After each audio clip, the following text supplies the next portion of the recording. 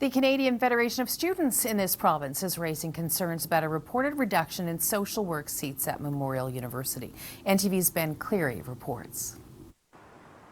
Seats in the social work program at Memorial University have been reduced by about 20%. The Canadian Federation of Students says it is the latest example of cuts that have hurt the student experience at the university.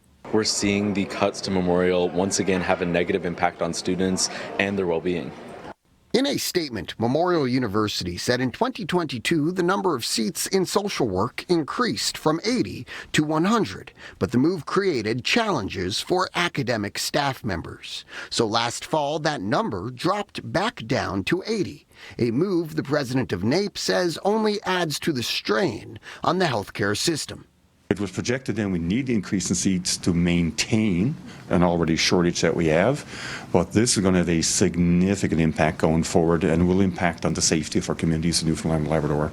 The Federation of Students says this is the latest in a long list of news that has impacted the student experience. Nicholas Keogh says things like increased tuition fees, growing class sizes, and crumbling infrastructure has brought down morale at MUN.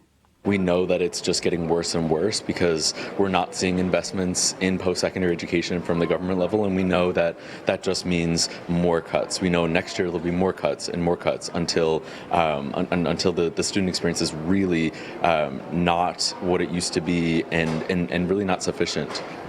So now the Federation of Students is calling on the PC government to reverse cuts to Memorial's operating grants in the coming budget that were put in place by the previous Liberal administration. So Memorial needs to have its funding restored. We've seen over the last 10 years massive cuts to Memorial's operational grants from the provincial government, and we need to see that restored because it's having a very negative impact on students and faculty and everybody at the university.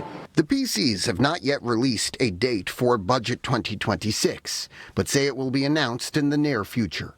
Ben Cleary, NTV News.